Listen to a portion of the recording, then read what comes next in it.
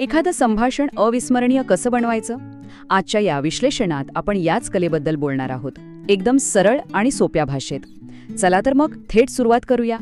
ही परिस्थिती ओळखीची वाटतीये ना? समोर कोणीतरी इंटरेस्टिंग व्यक्ती आहे, नजरानजर झालीये, आणि मग पुढे काय काय बोलायचं या विचारानेच आपण एकदम गप्प बसतो. हीच ती अवघडलेली शांतता जी आपल्याला पुढे जाण्यापासून थांबवते. पण खरं सांगू का, अडचण काय बोलायचीही नाहीये. खरी अडचण आहे ती एक परफेक्ट वाक्य शोधायची. आपल्या मनावर इतका दबाव असतो की काहीतरी एकदम हटके आणि प्रभावी बोललं पाहिजे, आणि याच दबावाखाली आपण काहीच बोलू शकत नाही. सगळं तिथेच थांबतं. मग यावर उपाय काय? सुरुवात कशी करायची? चला, पहिल्या टप्प्यात हेच पाहूया. आणि एक गोष्ट लक्षात ठेवा, हुशारीने भरलेल्या वाक्यांपेक्षा साधी आणि प्रामाणिक सुरुवात जास्त प्रभावी ठरते. आता ही स्लाइड बघा, किती इंटरेस्टिंग आहे.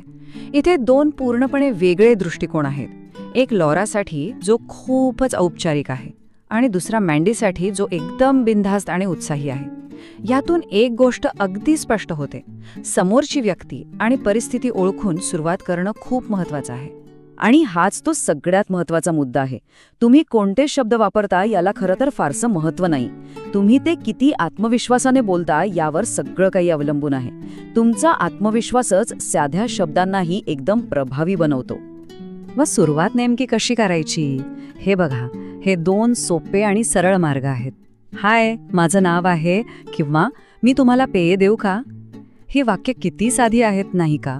पण ती थेट आणि आत्मविश्वासपूर्ण आहेत, आणि त्यामुळेच ती प्रभावी ठरतात. आतापर्यंतची माहिती आवडली असेल तर अशाच पॉवरफुल विश्लेषणासाठी सबस्क्राईब करायला अजिबात विसरू नका. ठीक आहे, सुरुवात तर झाली, पण संभाषण पुढे कसे न्यायचं? इथे सकारात्मकतेची भूमिका खूप खूप महत्त्वाची ठरते. चला, यात जरा खोलवर जाऊया. एक गोष्ट कायम लक्षात ठेवा, नकारात्मक बोलणं म्हणजे संभाषणाला सुरुवातीला संपवणं. आपलं काम समोरच्या व्यक्तीला छान वाटायला लावणं आहे, त्यांना अजून निराश करणं नाही.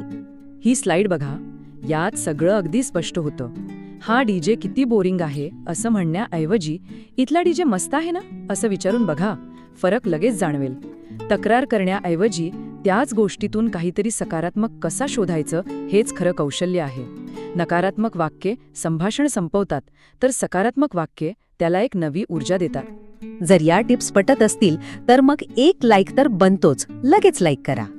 आता त्या गोष्टीबद्दल बोलूया जी अनेकांना आकर्षक वाटते, पण जी तितकीच धोकादायक असू शकते, आणि ती म्हणजे पिकअप लाईन्स. अनेकांच्या मनात हा प्रश्न आलाच असेल की या पिकअप लाईन्स खरंच काम करतात का? चला बघूया आपल्या स्रोताचं यावर काय म्हणणं आहे. काही लोकांना वाटतं की अशा फिल्मी लाईन्सनी काम होतं, पण खरं सांगायचं तर बऱ्याचदा या लाईन्स ऐकून हसूच येतं. यातील काही उदाहरणे तर तुम्हीच बघा. त्यामुळे या लाईन्स वापरण्याचा मोह टाळलेलाच बरा. आणि शेवटी सगळ्यात महत्त्वाचा सल्ला, जर एखादी लाईन बोलताना तुम्हालाच अवघडल्यासारखं वाटत असेल तर ती अजिबात वापरू नका. कारण मूळ मुद्दा तोच आहे, तुम्ही जसे आहात तसे राहा. तुमचा प्रामाणिकपणा समोरच्या व्यक्तीपर्यंत पोचतोच. तुमच्या ओळखीत कोणी आहे का ज्यांना याची गरज आहे? मग त्यांच्यासोबत हे विश्लेषण नक्की शेअर करा. आतापर्यंत आपण काय आणि कसं बोलायचं हे पाहिलं, पण आता यामागचं का समजून घेऊया. या सगळ्या गोष्टी इतक्या प्रभावी का ठरतात? ह्यामागे काय कारण आहे? यामागे एक मानसशास्त्रीय कारण आहे बरं का. स्रोतानुसार संभाषणातून स्त्रिया नकळतपणे समोरच्या व्यक्तीमध्ये एका चांगल्या जोडीदाराचे गुण शोधत असतात. आता याचा अर्थ असा नाही की 5 मिनिटात लग्नाचा विचार सुरू होतो. नाही, याचा अर्थ इतकाच आहे की तुमचा आत्मविश्वास, तुमची सकारात्मकता, तुमचा स्वभाव, ह्या सगळ्या गोष्टी समोरची व्यक्ती नोटीस करत असते. तुम्ही एक चांगली आणि सकारात्मक व्यक्ती आहात हे तुमच्या बोलण्यातून दिसलं पाहिजे. चला तर मग ह्या सगळ्या विश्लेषणाचं सार 3 सोप्या नियमांमध्ये बघूया. 1. जसे आहात तसे राहा. 2. आत्मविश्वासाने बोला. आणि 3. सकारात्मक राहा. बस एवढंच.